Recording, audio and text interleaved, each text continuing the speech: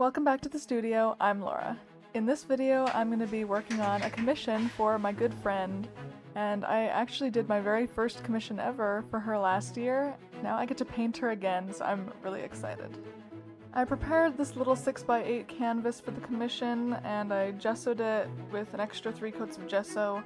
This makes a really smooth surface, which is very important for such small portraits.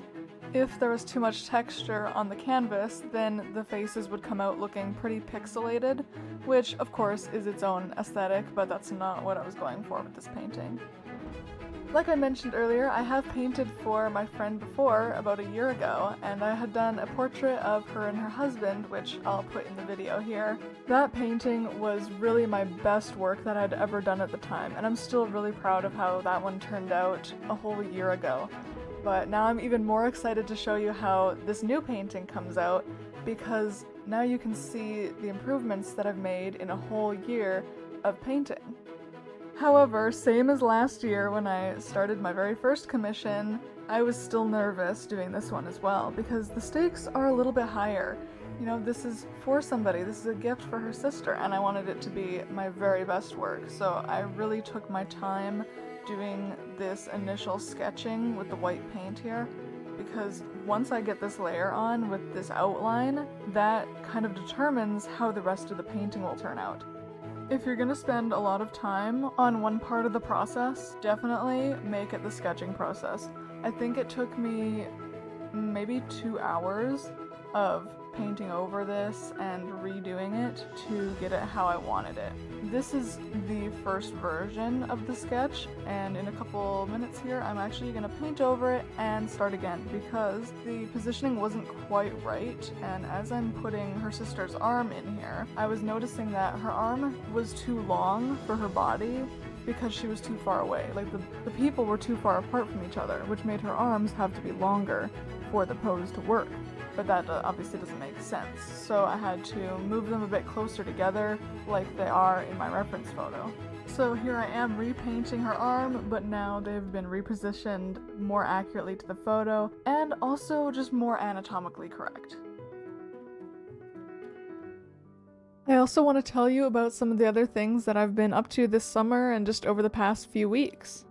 Firstly, I have started doing my on-the-spot portraits at the Armstrong Farmers Market here in BC, and so far they've been a great success. I've done 6 now, and I really enjoy doing them. People find it so amazing, and it's really a great experience to be able to do that for people, and I really enjoy it. So I will be continuing to do on-the-spot portraits at least until the end of August, and then I have to assess my schedule and see if I'll be able to continue doing the market at that point. At the end of the summer, I'm going to have some things to tell you about, so I'm excited to share those updates, but it is not quite the time yet. Stay tuned and definitely subscribe so that you can hear about those updates. Now back to the painting for a second. I am just working on the hair now and starting to actually get in the figures colors.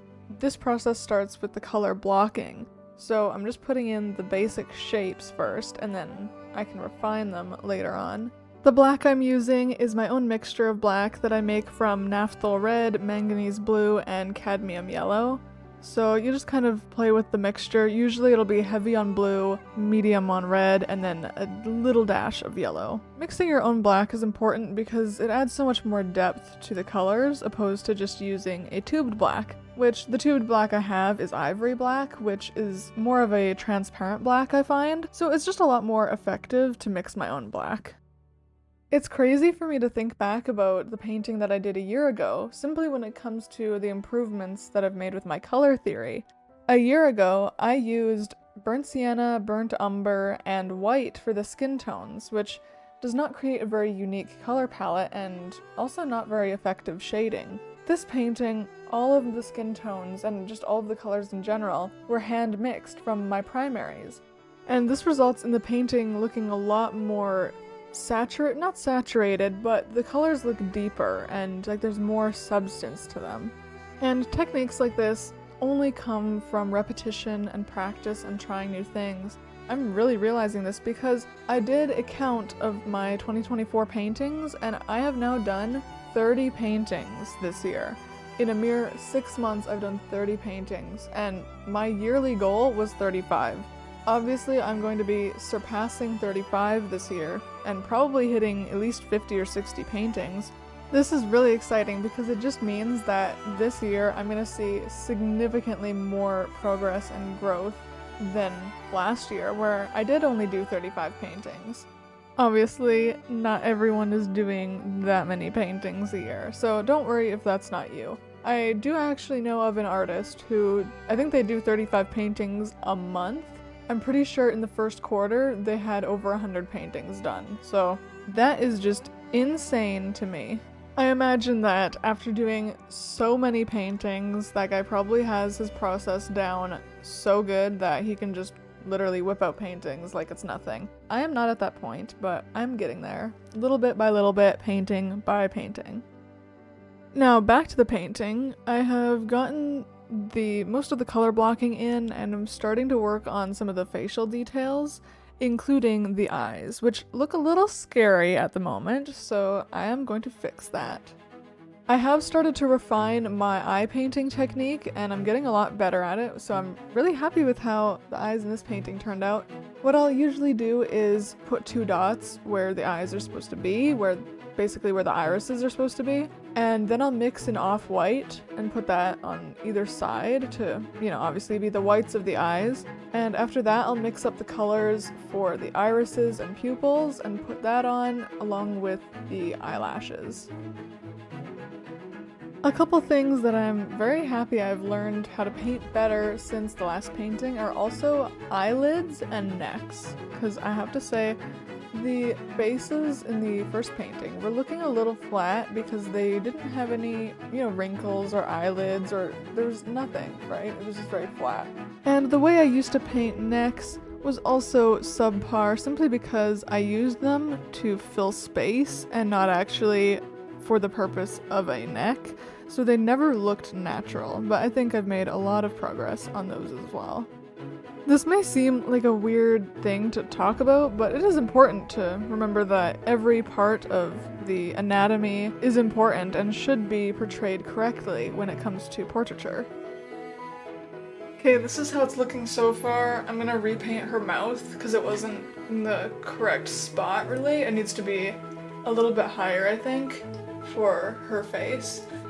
And the eyes are looking really good. I think eyes are just about done. I'll do the catch lights later. I also want to talk about my course that I ran recently, and I just had my 1 student, but it went very well and I'm very pleased with how that course went, and my student was very happy with what she got to learn and gave me a 5-star review, which is amazing. So I definitely hope to be running more and more courses and different classes in the future, and I do have a couple different ones available right now, which I've mentioned in previous videos, and you can also look on my social medias at El Gabor Studios to see the dates and details for the different courses that I offer. I've been told that I have a gift for teaching, so I definitely want to continue pursuing that and adding more and more events and whatnot to my repertoire. Someday I'd love to have a gallery and studio space of my own where I can just, host my own classes and work with other artists, but that probably won't happen for a few more years.